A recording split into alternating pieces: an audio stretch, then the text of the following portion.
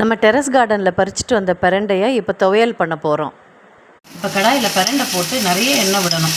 நல்லா oil fry மாதிரி பண்ணணும். இந்த கலர் மாறும். இது மாதிரி நல்ல க்ரீன் இருக்குது இல்லையா, ஒரு பேல் க்ரீன் ஆகும். அது வரைக்கும் கொஞ்சம் வதக்கணும்.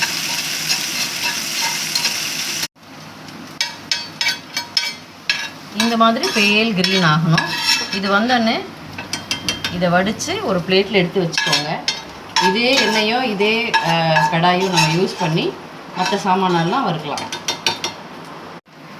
இப்போ இது நம்ம காரத்துக்கு ஏற்ற மாதிரி காஞ்ச மிளகா போடணும். நான் ஒரு 8 காஞ்ச மிளகா போட்டிருக்கேன். அது போட்டு கொஞ்சம் வறுக்கணும்.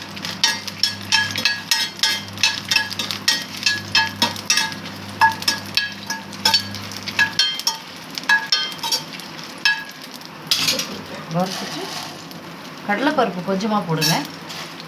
ஒரு 1/2 ஸ்பூன் அந்த மாதிரி கடலைப்பருப்பு போடுங்க. ஒரு ஸ்பூன் அளவுக்கு உளுந்து போடுங்க.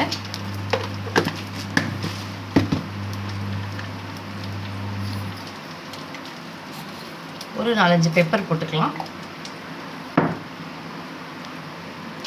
இப்போ இது காஞ்ச மிளகா, உளுந்து, கடலைப்பருப்பெல்லாம் வதங்கிருச்சு. ஒரு 1/4 டீஸ்பூன் அளவுக்கு எள்ளு போட்டுக்கோங்க. என்கிட்ட கருப்பு எள்ளு வச்சுருக்கேன், அதனால் நான் கருப்பு எள்ளு போடுறேன். பூண்டு கையில் வச்சு பூண்டு ஒரு 5-6 போட்டுக்கோங்க. உங்களுக்கு எக்ஸ்ட்ரா வேணும்னா போட்டுக்கலாம். எவ்வளோ பூண்டு போடுறீங்களோ அவ்வளோ நல்லது தான். ஒரு 6-7 சின்ன வெங்காயம் போட்டுக்கோங்க.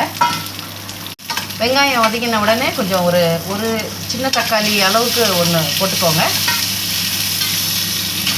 எப்போவே இந்த மாதிரி துவையலெல்லாம் பண்ணுறீங்கன்னா கொஞ்சம் கை நிறைய கருவேப்பிலை போட்டுக்கோங்க. ஸோ தட் குழந்தைங்கள்லாம் சாப்பிட்ருவாங்க. And it is also good form of iron. ஒரு கையளவுக்கு தேங்காய் துருவி போடுறதுனா போடலாம். இந்த மாதிரி சின்ன சின்னதாக துண்டு போட்டு போடலாம்.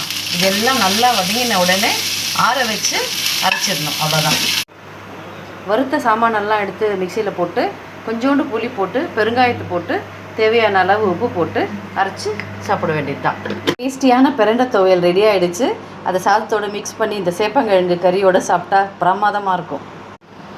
வாங்க டேஸ்ட் பண்ணலாம்.